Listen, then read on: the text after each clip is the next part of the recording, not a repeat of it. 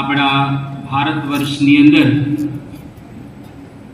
હજારો વર્ષોથી આ રથયાત્રા ઉત્સવ ઉજવાઈ રહેલો છે. જ્યાં જ્યાં હિન્દુઓ વસે છે ત્યાં ત્યાં તમામ જગ્યાએ ધામધૂમપૂર્વક આ રથયાત્રાનો ઉત્સવ ઉજવાય છે. આપણે પણ દર વર્ષે આ રથયાત્રાનો ઉત્સવ રંગે ચંગે દરેક મંડળોની અંદર, મંદિરમાં અને પરમ પૂજ્ય સ્વામી બાપા જ્યાં આગળ વિરાજમાન હોય ત્યાં ઉત્સવ ઉજવાઈ રહેલો છે. આ ઉત્સવ વર્ષો પહેલા શરૂ થયો, જેનો ઇતિહાસ આપણે ખૂબ સારી રીતે જાણ્યો, માણ્યો. કોઈ પણ ઉત્સવ ઉજવાય છે ભારત વર્ષની અંદર અથવા તો વિશ્વમાં, એની પાછળ કંઈક ને કંઈક રહસ્ય છુપાયેલું છે, કંઈક ને કંઈક ગુઢાર્થ કે ભાવાર્થ છુપાયેલો છે, એની પાછળ મર્મ રહેલો છે. કારણ કે ઉત્સવો દ્વારા આપણે ભગવાનની અંદર જોડાવાનું છે. ઉત્સવો દ્વારા આપણે ભગવાનની અંદર વિશેષ ભક્તિ ઉત્પન્ન થાય એવો જીવન જીવવાનું છે. એટલા માટે ફક્ત ઉત્સવો જ ન રહે, પરંતુ ઉત્સવની પાછળ જે રહસ્યાર્થ કહીએ, ભાવાર્થ કહીએ, ગુઢાર્થ કહીએ અથવા તો મર્મ કહીએ, એ જો આપણે બરાબર રીતે સમજ્યા હોઈએ તો આપણું જીવન આપણે જ્યાં ગતિ કરવાની છે એમાં સુંદર રીતે કરી શકીએ. આ રથયાત્રાનો ઉત્સવ, એની પાછળ જે મર્મ રહેલો છે, ઉપનિષદની અંદર એક રૂપક દ્વારા બહુ સુંદર રીતે આ રથયાત્રાનો મહિમા બતાવ્યો. નચિકેતાને યમરાજા એક રૂપક દ્વારા આ પ્રમાણે બહુ સુંદર રીતે સમજાવી રહ્યા છે કે આત્માનમ રથિનમ વિદ્ધિ શરીરમ રથમેવતુ બુદ્ધિમ તો સારથિમ વિદ્ધિ મનઃ પ્રગ્રહમ એવ ચ ઇન્દ્રિયાણિ હયાન આહુર વિષયાંસ્તેષુ ગોચરાન આત્મેન્દ્ર મનોયુક્તમ ભોક્તિત્યાહુર મનીષિણઃ. એક સુંદર રૂપકની કલ્પના કરેલી છે. આપણા દરેકનું ગંતવ્ય સ્થળ કહીએ, આપણા દરેકનો વિરામ કહીએ, આપણે બધાએ પહોંચવાનું છે ભગવાનની પાસે. એક સુંદર રથયાત્રાના રૂપક દ્વારા નચિકેતાને યમરાજા સમજાવે છે કે આત્મા રથી છે, જે આપણા શરીરની અંદર રહેલો છે. આપણું શરીર રથ રહેલો છે અને આપણી જે બુદ્ધિ રહેલી છે એ સારથીની જગ્યાએ છે, અને મન એ લગામ છે. ઇન્દ્રિયો આપણી ઘોડા રહેલા છે અને વિષયો પંચ છે એ માર્ગ છે. એક સુંદર રથની કલ્પના કરેલી છે. આવો એક રથ દુનિયાના 8 અબજ માણસો લઈને આખો દિવસ ફરી રહેલા છે. આ એક જીવન રથ છે. આ જીવન રથ એ સંસારની સફર કરતા કરતા, સંસારના જુદા જુદા કાર્યો કરતા કરતા એને પરમાત્માની પાસે પહોંચવાનું છે. આપણી યાત્રા જો કહીએ તો પરમાત્માના ધામ સુધી જ્યારે આપણે પહોંચીએ ત્યારે આપણી યાત્રા પૂરી થાય. એટલે મહાપુરુષોએ બહુ સુંદર કહ્યું છે કે ગોડ ઇઝ ધ ગોલ. ભગવાન આપણો ગોલ છે, એટલે કે ભગવાન આપણો ધ્યેય રહેલા છે. રામકૃષ્ણ પરમહંસ ઘણી વખત પોતે વાત કરતા હતા કે the goal of human life is to achieve the Lord. ભગવાનને પ્રાપ્ત કરવા એ આપણા જીવનનું પરમ અને ચરમ લક્ષ્ય રહેલું છે. એટલે આપણો જીવન રથ પરમાત્માની પાસે પહોંચે ત્યારે સમજો કે રથયાત્રા પૂરી થઈ ગઈ. બાકી ઉત્સવો તો થવાના જ છે અને ઉત્સવો થઈ પણ રહેલા છે, પણ આપણો જીવન રથ ભગવાનની પાસે પહોંચે.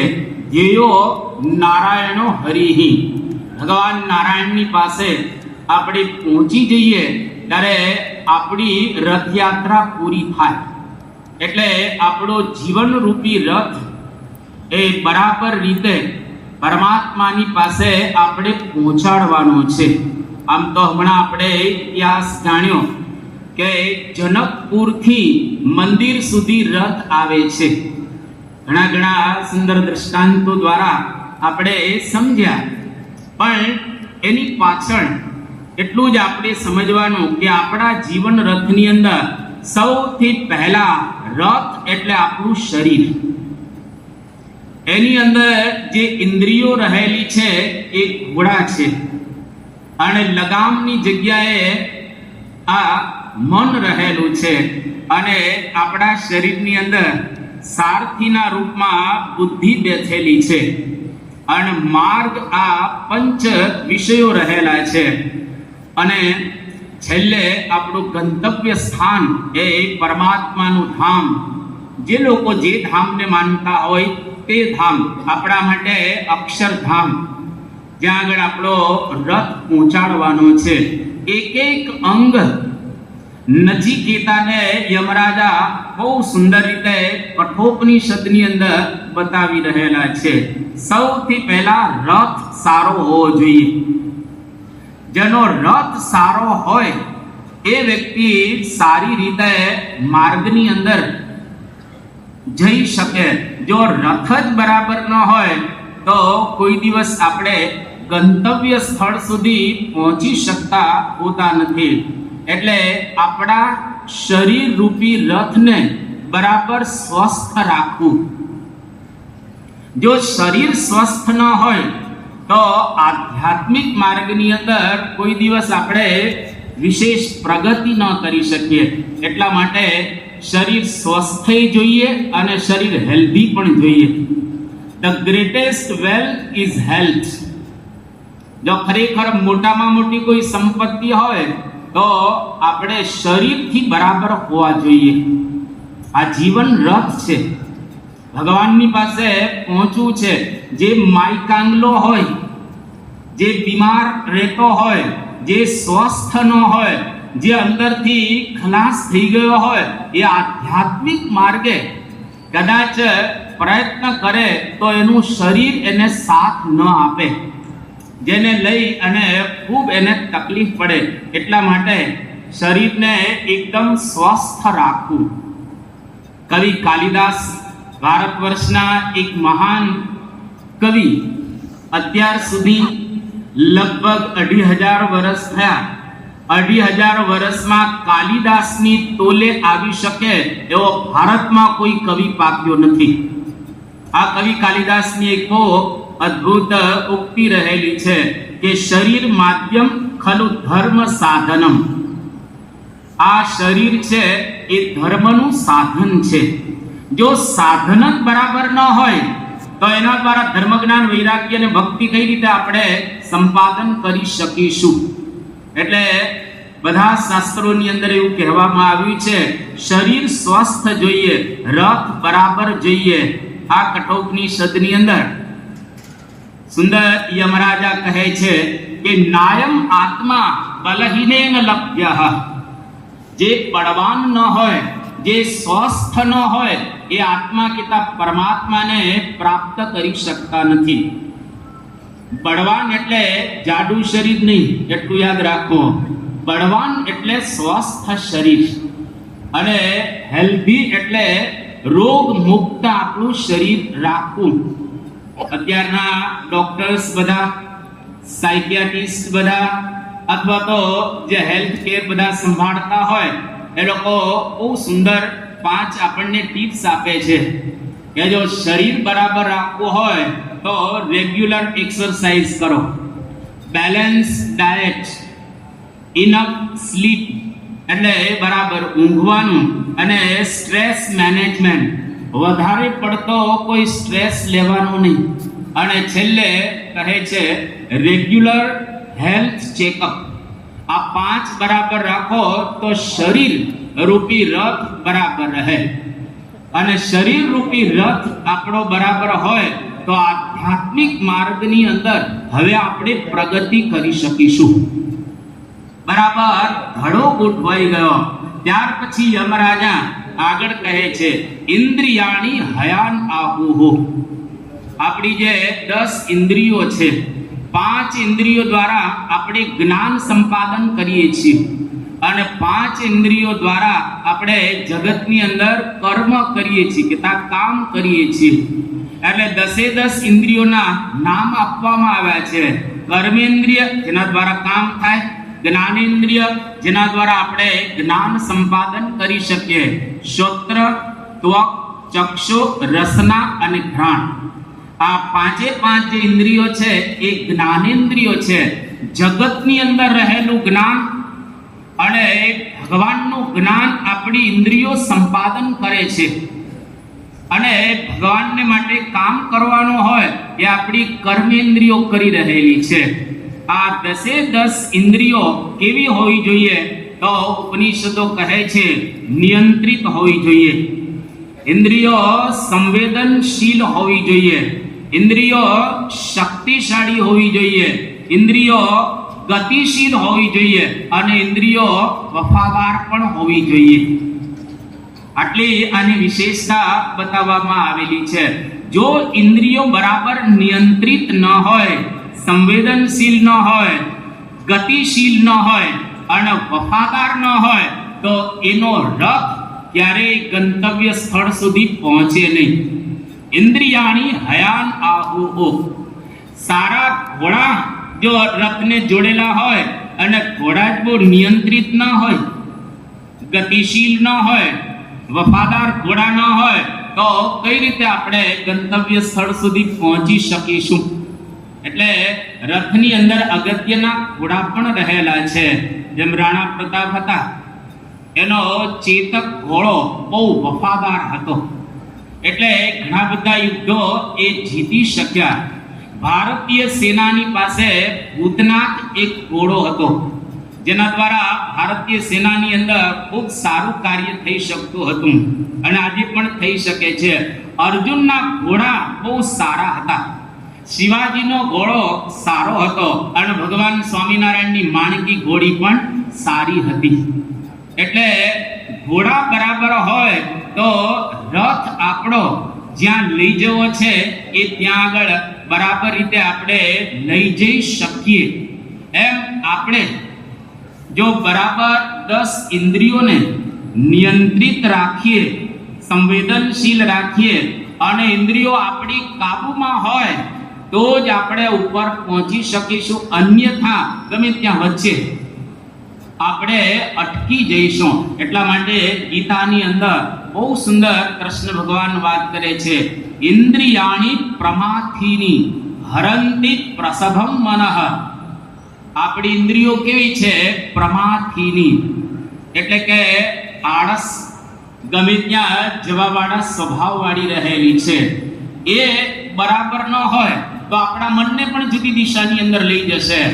કદાચ મન બરાબર હશે પણ જો ઇન્દ્રિયો બરાબર નહીં હોય તો આપણે ગમે તે દિશાની અંદર ફંટાઈ જશું.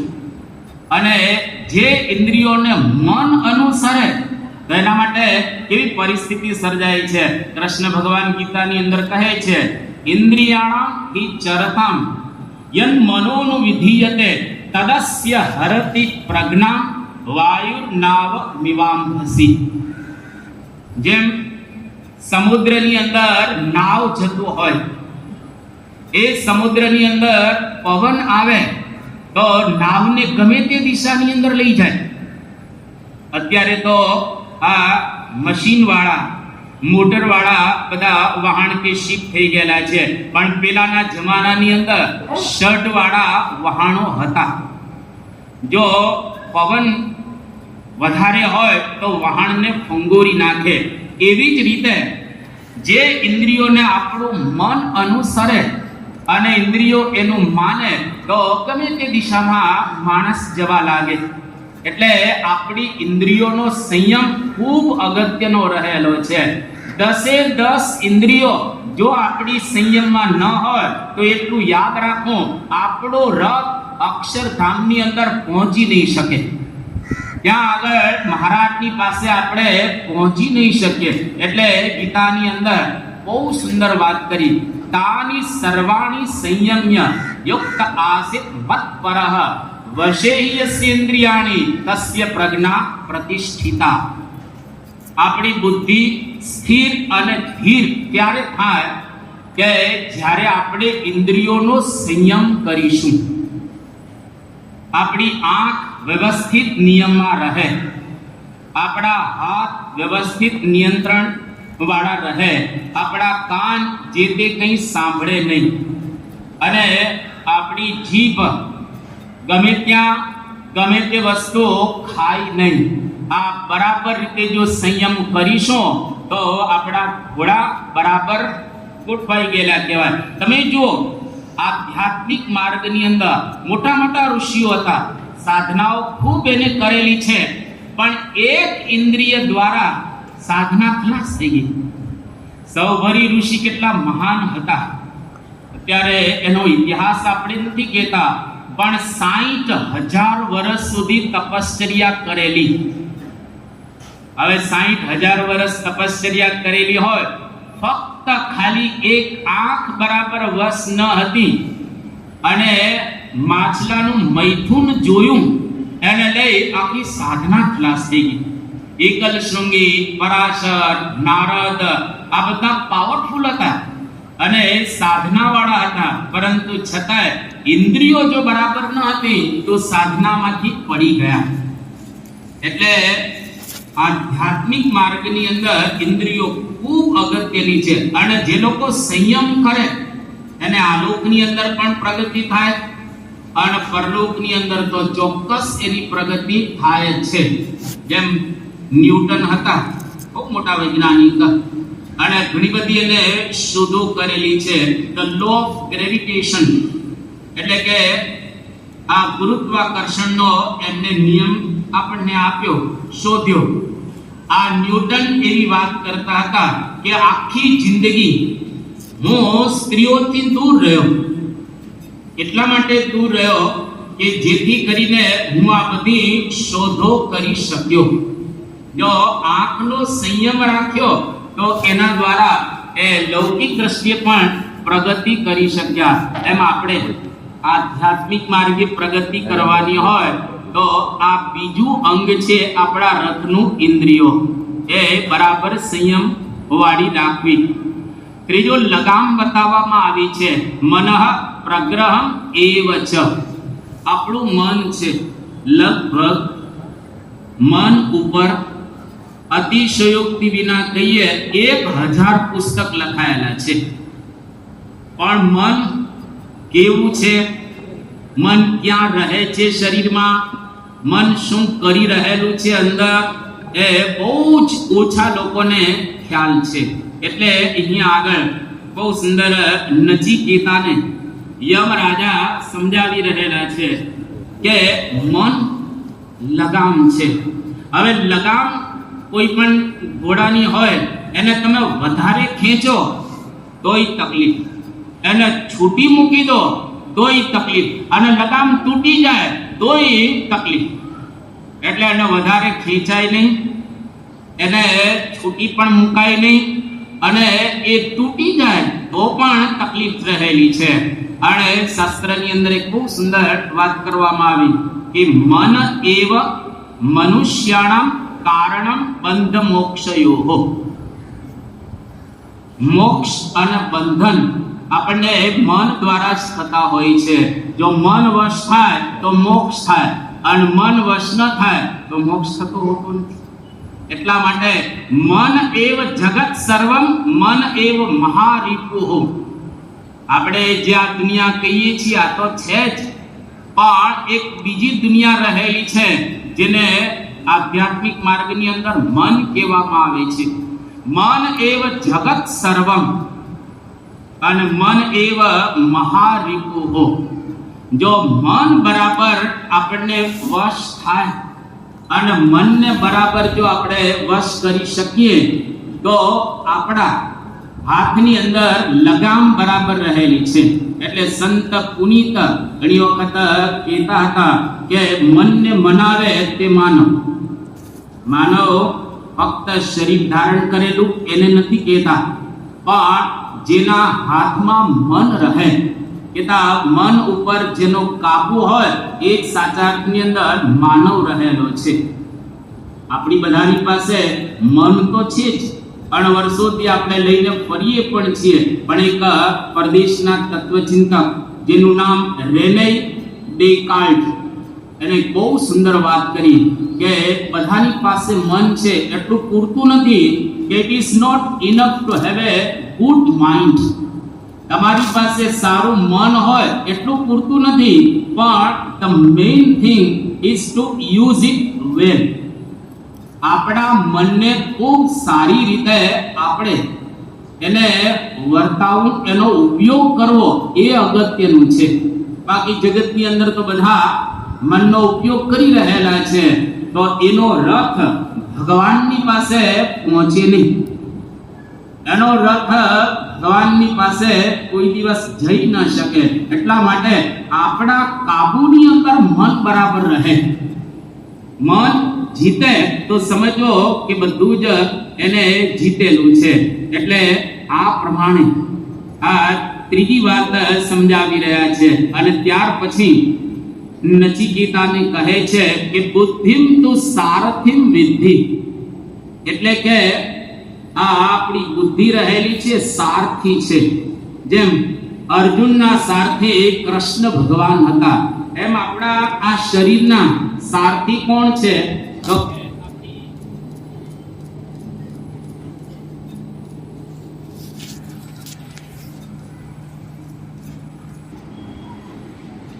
બુદ્ધિમ તો સારથિમ વિદ્ધિ. એટલે કે આપણી જે બુદ્ધિ રહેલી છે એ સારથી છે. જો સારથી બરાબર હોય તો આપણો રથ જ્યાં પહોંચાડવાનો છે ત્યાં આપણે પહોંચાડી શકીએ. ત્રણ જગ્યા છે. એક તો આ પૃથ્વી, બીજું પાણી અને ત્રીજું આકાશ. જો પૃથ્વી ઉપર એક જગ્યાએથી બીજી જગ્યાએ જવું હોય તો ડ્રાઈવર સારો જોઈએ, નહીતર ગમે ત્યાં મુશ્કેલી. અને પાણીમાં તમારે જો મુસાફરી કરવી હોય તો નાવિક સારો જોઈએ. અને આકાશની અંદર તમારે મુસાફરી કરવી હોય તો પાયલોટ સારો જોઈએ. આ ત્રણેય બરાબર હોય તો પૃથ્વી, જળ અને આકાશની અંદર આપણે સારામાં સારી રીતે મુસાફરી કરી શકીએ અને જ્યાં જવું છે ત્યાં સારી રીતે જઈ શકીએ. એટલા માટે શાસ્ત્રની અંદર સુંદર વાત કરવામાં આવી કે રથીના સુસારથીના ભાવ્યમ. એટલે કે આપણો રથ હોય એની અંદર સારથી સારો હોવો જોઈએ. જો સારથી સારો હોય તો આપણો રથ સારી રીતે હંકારે અને સારી રીતે ચલાવે અને જ્યાં આપણે જવું છે ત્યાં આગળ લઈ જાય. બહુ સુંદર એના લક્ષણો સારથીના બતાવવામાં આવ્યા. પહેલું તો સારથી સ્થિર હોવો જોઈએ. જો સારથી સ્થિર ન હોય, એ મન એનું ભમતું હોય, એની બુદ્ધિ કે ગડબડ થતી હોય તો આપણને વચ્ચે જ ગમે ત્યાં તકલીફ પાડે, તકલીફ ઊભી કરે. એટલે સારથી એકદમ સ્થિર હોવો જોઈએ. સારથી જ્યાં પહોંચવાનું છે એના જ્ઞાન વાળો હોવો જોઈએ. જ્યારે જેમ આપણે ગૂગલ મેપ દ્વારા ડ્રાઈવરને બતાવીએ ને કે આ જગ્યાએ જવાનું છે, જો ડ્રાઈવરને એનું જ્ઞાન ન હોય તો ગમે ત્યાં આપણને લઈ જાય અને જ્યાં જવું છે એ ટાઈમમાં પહોંચી ન શકીએ અને ત્યાં જઈ ન શકીએ. એટલે બરાબર સારથી હોવો જોઈએ અને પહોંચાડવાના નિશ્ચય વાળો હોવો જોઈએ. લાલચુ સારથી ન હોવો જોઈએ. એટલે આધ્યાત્મિક માર્ગની અંદર બુદ્ધિને સારથી બતાવવામાં આવેલી છે. તો એના માટે ગીતા બહુ સરસ વાત કરે છે કે વ્યવસાયિકા બુદ્ધિ સમાધો ન વિધીયતે, જેની બુદ્ધિ જુદા જુદા પ્રકારના વિચારોથી યુક્ત થયેલી છે એ વ્યક્તિ કોઈ દિવસ પરમાત્માને પ્રાપ્ત નહીં કરી શકે. એટલે બુદ્ધિ સ્થિર અને ધીર હોવી જોઈએ, તો ખરેખર આપણે એ મેળવી શકીએ. પણ આપણે બધા જાણીએ છીએ આપણી બુદ્ધિ તો કલુષિત છે. આપણી બુદ્ધિ તો વ્યવહારના હજારો કાર્યની અંદર સંલગ્ન રહેલી છે. આપણી બુદ્ધિમાં તો હજારો પ્રકારના વિચારો પણ રહેલા છે. એટલે હવે આપણે એટલું જ કરવાનું છે કે આપણી બુદ્ધિથી જે આપણે ચાલીએ છીએ એની જગ્યાએ સારથી તરીકે પરમ પૂજ્ય મહંત સ્વામી મહારાજ અને ભગવાન સ્વામિનારાયણની બુદ્ધિ મૂકી દેવાની. એટલે કે આપણા સારથી ભગવાન અને સત્પુરુષને બનાવવાના. જો આપણે સારથી એમને બનાવીએ તો બિલકુલ આપણને ચિંતા ન રહે, અને જ્યાં જવું છે ત્યાં આપણને વ્યવસ્થિત લઈ જાય. એટલે શરણાગત થવાનું ભગવાન અને સંતના. જો અર્જુન પોતાની રીતે ઘણી ઘણી દલીલો ગીતાની અંદર કરે છે, અને છેલ્લે કૃષ્ણ ભગવાનને અર્જુન કહે છે કે ભગવાન, કાર્પણ્ય દોષોપહત સ્વભાવઃ પૃચ્છામિ ત્વામ ધર્મ સમૂઢ ચેતાઃ યત શ્રેયસ્યાન નિશ્ચિતં બ્રૂહિ તન્મે શિષ્યસ્તેહમ શાધિમામ ત્વામ પ્રપન્નમ. હે ભગવાન, હવે આમાં મને કંઈ ખ્યાલ આવતો નથી. શું ખ્યાલ નથી આવતો? તમે જે કહો છો કે આ સગાવાલા બધાને મારવાના છે, કારણ કે સામે એવા જ હતા બધા, આપણે જાણીએ છીએ, એટલે વિસ્તાર નથી કરતા. મારીને કોઈ દિવસ કલ્યાણ ન થાય, મારીને કોઈ દિવસ પુણ્ય ન થાય. આ તો પાપનું કામ છે. પણ છતાંય તમે આગ્રહ રાખો છો કે અર્જુન તો યુદ્ધ કર. જેમ નિષ્કુળાનંદ સ્વામીએ એના કાવ્યની અંદર લખ્યું કે ધર્મ વિચારી ધનંજય યુદ્ધ કરવું નહોતું જરૂર, પણ મરજી જોઈ મહારાજની ત્યારે ભારત કર્યો ભરપૂર. કે અર્જુને ધર્મનો વિચાર કર્યો, અને અર્જુન એકદમ સાચા હતા. બરાબર 100% કહીએ, 100% કહીએ, અર્જુન સાચા હતા. અને ભગવાનને કહ્યું અર્જુને કે ભગવાન, અમે ભિક્ષા માંગીને નિર્વાહ કરીશું, અમારે બિલકુલ આ યુદ્ધ કરવું નથી. પણ કૃષ્ણ ભગવાન અર્જુનને કહે છે આ ધર્મ યુદ્ધ છે. ધર્મ યુદ્ધની અંદર યુદ્ધ કરવું એ જ તારો ધર્મ છે, અને આના દ્વારા જ કલ્યાણ રહેલું છે. જો સારથી બરાબર હતા કૃષ્ણ ભગવાન, એટલે અર્જુનનો રથ એને કોઈ જગ્યાએ ફસાવા નથી દીધો. બાકી સામે કર્ણ હતો, સામે ભીષ્મ હતા, સામે દ્રોણાચાર્ય હતા, અને સામે બધા અતિરથીઓ હતા. અર્જુનની કોઈ તાકાત ન હતી કે ભીષ્મ, કર્ણ અને ગુરુ દ્રોણાચાર્યની સામે વિજય પ્રાપ્ત કરી શકે. પણ એના સારથી કૃષ્ણ ભગવાન હતા, અને જેના સારથી કૃષ્ણ ભગવાન હોય એના રથને કોઈ દિવસ ચિંતા રહે નહીં. અને મહાભારતનું યુદ્ધ 9 દિવસ ચાલે છે, અને 9મા દિવસની રાત્રે દુર્યોધન ભીષ્મ પિતામહની પાસે આવે છે કે દાદા, તમે બરાબર રીતે લડતા નથી. ભીષ્મ પિતામહ કે બરાબર જ લડું છો, હું જરા પણ આ બીજું કંઈ રાખ્યા વિના લડી રહેલો છે. કે ના ના, તમે બરાબર દાદા લડતા નથી. જો તમે બરાબર લડતા હો તો એટલીસ્ટ 9 દિવસમાં એકાદો પાંડવ તો પડવો જોઈએ ને. કદાચ અર્જુન ન પડે, કદાચ યુધિષ્ઠિર ન પડે, પણ નકુલ કે સહદેવ જેવા તો મરવા જોઈએ ને. એટલે તમે બરાબર મન મૂકીને લડતા નથી. આ દુર્યોધન ભીષ્મ પિતામહને કહે છે, મહાભારતમાં વિસ્તાર છે.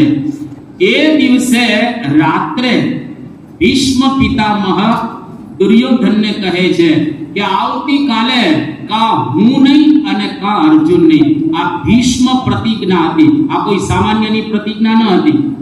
અને એ વખતે દાદા ભીષ્મ દુર્યોધનને કહે છે કે તારા પત્ની ભાનુમતી એને મારી છાવણીમાં મોકલજે રાત્રે 12 વાગે, અને હું એને આશીર્વાદ આપીશ કે અખંડ સૌભાગ્યવતી ભવ, કે તારો સુહાગ એ ક્યારેય નાશ ન પામે. આજે આશીર્વાદ આપજે, અને કાલે હું બરાબર લડીશ, જેના દ્વારા અર્જુનનો નાશ કરીશ. હવે આ બાજુ ભીષ્મ પિતામહે પ્રતિજ્ઞા કરી, અને ભગવાન કૃષ્ણ બધું જાણતા હતા કે દાદા ભીષ્મની પ્રતિજ્ઞા છે, એટલે દ્રૌપદીને તૈયાર કરે છે ભગવાન કૃષ્ણ. 2 સ્વરૂપ ભગવાને ધારણ કર્યા. એક પોતે જ દ્રૌપદી બની ગયા, અને બીજા દ્રૌપદી જે હતા એ દ્રૌપદીને ત્યાં આગળ લઈ જાય છે, અને પોતે દ્રૌપદી બનીને અર્જુનની સાથે રહે છે છાવણીમાં. આ બાજુ ભીષ્મ પિતામહ જ્યાં આગળ રાત્રે માળા પૂરી થાય અને પછી રાહ જુએ છે કે હમણાં દ્રૌપદી આવશે અને હું એને આશીર્વાદ આપીશ. આ બાજુ દુર્યોધનને ભીષ્મ પિતામહે તો કહી રાખેલો કે તારા પત્નીને મોકલજે, હું એને આશીર્વાદ આપીશ. હવે કૃષ્ણ ભગવાન વહેલા આ દ્રૌપદીને ત્યાં આગળ લઈ જાય છે, ભાનુમતી આવે એની પહેલા આશીર્વાદ અપાવવા માટે. કૃષ્ણ ભગવાન આ રીતે સ્વરૂપ ધારણ કરીને ત્યાં પધાર્યા. હવે ભીષ્મ પિતામહે દ્વાર ઉપર વ્યવસ્થા કરેલી કે કોઈ સ્ત્રી આવે તો એને આવવા દેવાનું, પણ કોઈ પુરુષ આવે એને મારી છાવણીમાં નહીં આવવાનું. ભગવાન કૃષ્ણ દ્રૌપદીને લઈને જાય છે અને દ્વારપાળને રોકે છે. બરાબર દ્રૌપદીને ભગવાને સમજાવેલા કે જોજે દાદા ભીષ્મ, તું પેલા ઘૂંઘટ કાઢજે અને ધીરે રહીને બોલજે કે દાદા ભીષ્મને એવો ખ્યાલ ના આવવો જોઈએ કે આ દ્રૌપદી છે, અને કે તો ભાનુમતી સમજીને તને આશીર્વાદ આપવાના છે, એટલે શાંતિથી તું જજે. અને જેવા કૃષ્ણ ભગવાન અંદર જતા હતા તો દ્વારપાળે રોક્યા. દ્રૌપદી એકલા ગયા, બેસી ગયા. ભીષ્મ પિતામહે માળા મૂકી, અને જેવા માળા મૂકીને જોયું તો સ્ત્રી આવી ગયા છે, એટલે કે ભાનુમતી જ આવી ગયેલા. એટલે દાદા ભીષ્મ એ વખતે તો અંધારું, અને ધીરે રહી અને ભીષ્મ પિતામહ અને દ્રૌપદી કહે છે કે દાદા હું આવી ગઈ છું. કે બેટા તું આવી ગઈ, અખંડ સૌભાગ્યવતી ભવ. જેવા આશીર્વાદ આપ્યા એટલે દ્રૌપદીએ ઘૂંઘટ ખોલ્યો અને કહ્યું કે દાદા તમારા આશીર્વાદ ફળીભૂત થશે ને? એ કે તું અહીંયા આગળ કઈ રીતે આવી? નક્કી કૃષ્ણ હોવા જોઈએ અહીંયા આગળ. અને એ વખતે દ્રૌપદી કહે છે કે હા, કૃષ્ણ ભગવાન અત્યારે બહાર છે. અને ભીષ્મ પિતામહે કહ્યું કે હા, મેં આશીર્વાદ આપ્યા છે એટલે તારો સુહાગ ભૂસાશે નહીં. એવા સંજોગોની અંદર ભીષ્મ પિતામહ બહાર આવે છે અને કૃષ્ણ ભગવાનની સ્તુતિ કરે છે. ભાગવતની અંદર આ સ્તુતિ આપેલી છે કે અત્યારે તો ભગવાન તમે દર્શન આપવા માટે આવ્યા, મારો અંતકાળ આવે એ વખતે તમે દર્શન આપવા માટે પધારજો. અને કૃષ્ણ ભગવાન મહાભારતના યુદ્ધના અંતે ભીષ્મ પિતામહને દર્શન આપવા માટે જાય છે. કથા પ્રસિદ્ધ છે, પણ આપણે અહીંયા આગળ વાત એ કરતા હતા કે ભીષ્મ પિતામહે પ્રતિજ્ઞા કરી કે આવતીકાલે હું નહીં અને કાં અર્જુન નહીં. દાદાની પ્રતિજ્ઞા હતી. અને અર્જુન ઘસઘસાટ સૂતા હતા. કૃષ્ણ ભગવાન એની પાસે ગયા અને પૂછ્યું કે અર્જુન કઈ ખબર છે કે શું? બોલો.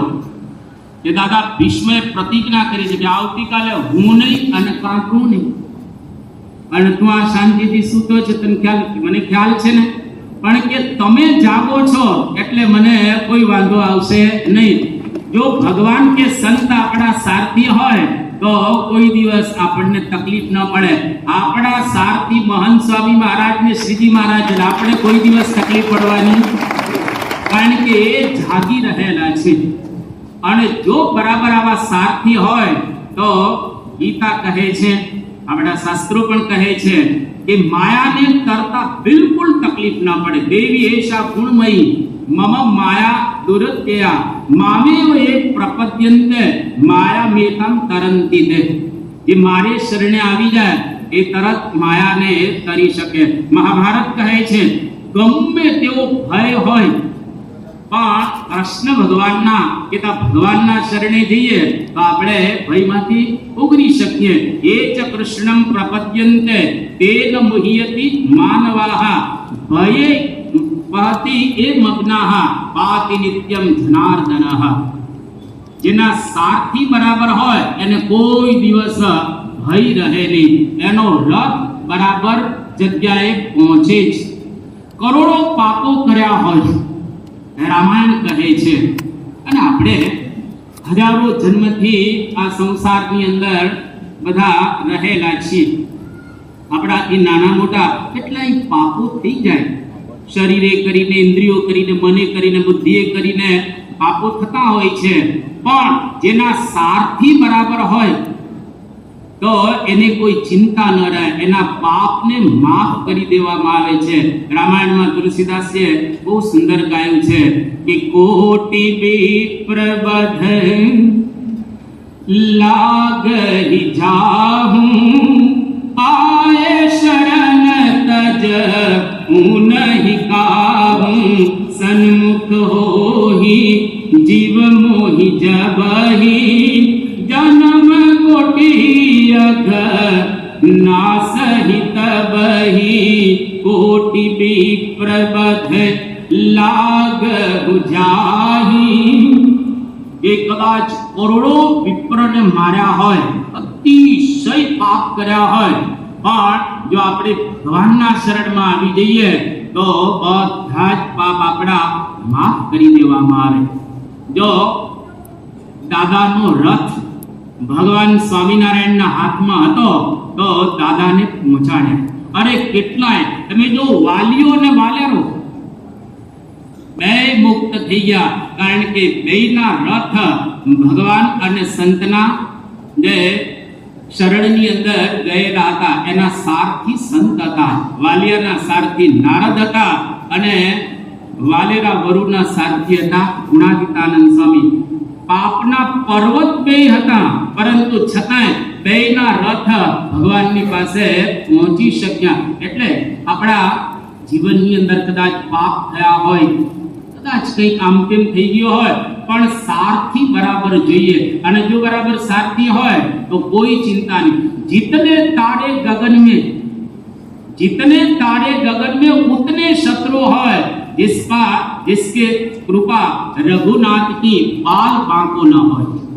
આપણો બાળ કોઈ વાંકો ન કરી શકે, કોઈ આપણને રોકી ન શકે જો બરાબર એ સારથી હોય તો. બીજું મહાભારતની અંદર સુંદર એક વાત કરવામાં આવી કે દુશાસનની અંદર 10,000 હાથીનું બળ હતું, છતાં પણ દ્રૌપદીની જે સાડી એ ખેંચી ન શક્યો. કેમ? એ ભગવાનના શરણે ગયા હતા. કહા કરે વેરી પ્રબલ, કહા કરે વેરી પ્રબલ. જો સહાયક બલવીર 10,000 ગજબલ ઘટ્યો, પણ ઘટ્યો ન 10 ગજ ચીર. એટલે દ્રૌપદીએ બધાનું શરણું પહેલા તો લેવાનો વિચાર કર્યો, પણ પછી આર્તનાદ કર્યો અને કૃષ્ણ ભગવાન ત્યાં આગળ આવ્યા. અને બાકીનો ઇતિહાસ પ્રસિદ્ધ રહેલો છે. એટલે સારથી કેવા હોવા જોઈએ આ ઉપનિષદ કહે છે, વિજ્ઞાન સારથી યસ્તો મનઃ પ્રગ્રહવાન નરઃ સો અધ્વનઃ પારમ આપનોતિ તદ વિષ્ણોઃ પરમં પદમ. તદ વિષ્ણોઃ પરમં પદમ એટલે કે ભગવાનનું પરમ ધામ. એમાં જો આપણે જવું હોય તો વિજ્ઞાન સારથી યસ્તુ એટલે કે જેનો સારથી જ્ઞાન વાળો હોય. આપણા તો કેટલા સદભાગ્ય કહેવાય કે અક્ષર બ્રહ્મ જ્ઞાનવાનની જ્ઞાનનું મૂર્તિમાન સ્વરૂપ રહેલા છે. એટલે આજે મહંત સ્વામી મહારાજ પૂર્ણ જ્ઞાનનું સ્વરૂપ છે. ની અંદર જ્ઞાન તો છે જ, પણ મૂર્તિમાન જ્ઞાન કે અક્ષર બ્રહ્મ આપણને આ સ્વરૂપે પ્રાપ્ત થયેલું છે. તો નો સારથી જ્ઞાનવાન હોય અને બાકીનું બધું જ જો ગોઠવાઈ જાય એની હેડે જ ગોઠવાઈ જાય. એટલે આપણા સારથી ભગવાન અને સંત રહેલા છે. અને છેલ્લે એક બહુ સરસ વાત કરે છે કે વિષયાસ્તેષુ ગોચરા, બરાબર રથ સારો હોય કે શરીર સારું હોય, બરાબર લગામ સારી હોય એટલે કે મન સારું બરાબર હોય, આપણી 10 ઇન્દ્રિયો એ પણ વ્યવસ્થિત હોય, ઘોડા સારા હોય અને આપણા સારથી બરાબર રીતે હોય, પણ જે માર્ગની અંદર આપણે જઈએ છીએ એ માર્ગ અઘરો છે, એ માર્ગ વિકટ છે. પંચ વિષય એ આ માર્ગ રૂપે રહેલા છે. ઘણી વખત જ્યારે આપણે આધ્યાત્મિક માર્ગની અંદર પ્રગતિ કરતા હોય તો વિષયની અંદર ફસાઈ જતા હોઈએ છીએ. એટલે બહુ જાણપણું રાખવું, બરાબર સરસ બધું ગોઠવાયેલું હોય, પણ જો પંચ વિષયનું જાણપણું ન હોય તો મોટા ફસાઈ જાય. કોઈક શબ્દની અંદર ફસાઈ જાય, કોઈક રૂપમાં ફસાઈ જાય, કોઈક રસની અંદર ફસાઈ જાય, કોઈક ગંધમાં ફસાઈ જાય. એટલે આપણા માર્ગની અંદર આપણે ક્યાંય ફસાઈ ન જઈએ એનો પણ આપણે ધ્યાન રાખો. માર્ગ ક્લિયર હોવો જોઈએ. માર્ગ ખાડા ખબડા વાળો હોય, માર્ગની અંદર હર્ડર્સ બધા હોય, માર્ગની અંદર કાંટા કાંકરા હોય તો આપણે બરાબર રીતે પહોંચી ન શકીએ. એટલે માર્ગ કેતા વિષયો શુદ્ધ રાખવાના, એની અંદર આપણે ધ્યાન બરાબર રાખવું. અને આવી રીતે જો આપણે આધ્યાત્મિક માર્ગની અંદર વર્તીશું તો રથી એટલે આત્મા, આત્માનમ રથિનમ વિદ્ધિ, આપણો આત્મા જે રથી એટલે કે અર્જુનની જગ્યાએ રહેલો છે એનો રથ ભગવાનની પાસે ચોક્કસ પહોંચશે. અને ઉપનિષદ અહીંયા આગળ કહે છે યસ્તુ વિજ્ઞાનવાન ભવતિ સમનસ્કઃ સદા શુચિઃ સતો તત્પદમ આપનોતિ યસ્માત ભૂયો ન જાયતે. કેતા જે જ્ઞાની હોય, પવિત્ર મન વાળો હોય અને જેની ઇન્દ્રિયો વ્યવસ્થિત ગોઠવાયેલી હોય, કોઈ વિષયમાં જતી ન હોય અને મન નિર્મળ રાખીશું તો ચોક્કસ ભગવાનને પ્રાપ્ત કરી શકીશું. તુલસીદાસજી પણ રામાયણની અંદર આ વાત કરેલી છે કે નિર્મલ મન જન સો મોહી પાવા, મોહી કપટ છલ છિદ્રન ભાવા, નિર્મલ મન જન સો મોહી પાવા. જેનો બરાબર નિર્મળ મન એટલે કે લગામ હોય, શરીર શુદ્ધ અને પવિત્ર હોય, ઇન્દ્રિયો પણ સરસ રીતે હોય અને માર્ગ પણ શુદ્ધ હોય, એનો જીવન રથ હંમેશા ભગવાનની પાસે પહોંચે અને છેલ્લે તાકલ ગામની અંદર એક વખત શિક્ષકોની શિબિર હતી અને ત્યાં લગભગ 5000 જેટલા શિક્ષકો આવેલા અને પરમ પૂજ્ય પ્રમુખ સ્વામી મહારાજને આમંત્રણ આપેલું કે આપ પણ શિબિરની અંદર પધારો, આશીર્વાદ તમને આપો. અને પરમ પૂજ્ય પ્રમુખ સ્વામી મહારાજ આ શિબિરની અંદર ગયા અને ત્યાં આગળ ગની દહીવાલા, આપણા સુરતના એક કવિ સાક્ષર, એ પણ ત્યાં આગળ હતા અને બધા પ્રવચનો આ તે બધું ચાલ્યું. અને છેલ્લે ગની દહીવાલા બહુ એક સુંદર પરમ પૂજ્ય પ્રમુખ સ્વામી મહારાજને ઉદ્દેશી અને સરસ વાત કરે છે. શું કહે છે એના શબ્દોની અંદર કે હસી રહીતી મંજિલો ઓર તજી ગયો તો કાફલો, થઈ રહ્યો તો રાત દિન દિશાઓનો મુકાબલો. મંજિલ એટલે ભગવાનનું ધામ, જ્યાં આપણો રથ આપણે પહોંચાડવાનો છે. હસી રહીતી મંજિલો ઓર તજી ગયો તો કાફલો, થઈ રહ્યો તો રાત દિન દિશાઓનો મુકાબલો. જ્યાં પહોંચવાનું છે એ મંજિલ કેતા ભગવાનનું ધામ એ પણ હસતું હશે કે આ કઈ રીતે પહોંચી શકશે. આના કોઈ એવા સાધનો રહેલા નથી અને કોઈ આની પાસે એવું કંઈ નથી, તો એ કઈ રીતે પહોંચશે. અને તજી ગયો તો કાફલો, આપણી આજુબાજુ એ પણ બધા નીકળી ગયા હતા, કોઈનો સંગાત પણ હતો નહીં. એકલા જાવું રે એકલા જાવું, કોઈ સાથે નહીં આવે. છેલ્લે આપણી સાથેના બધા છૂટી જશે.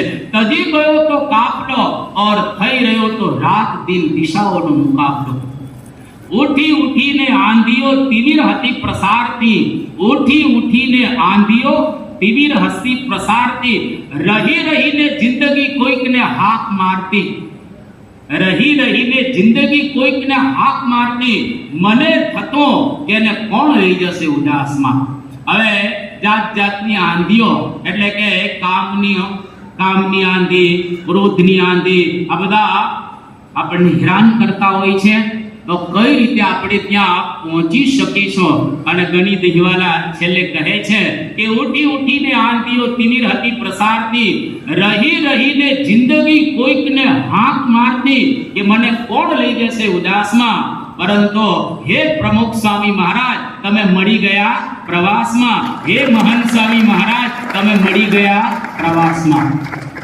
જો આપણને ભગવાન અને સંત પ્રવાસની અંદર જ્યાં જવું છે ત્યાં લેવા માટે જો આવી જાય તો આપણને હવે કોઈ ચિંતા રહે નહીં.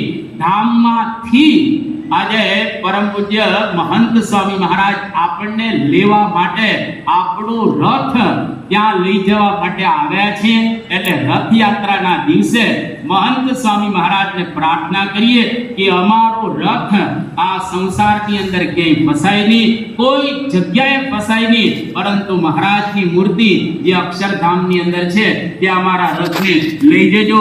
એ જ આપના શ્રી ચરણોમાં પ્રાર્થના. શ્રી સ્વામિનારાયણ ભગવાન.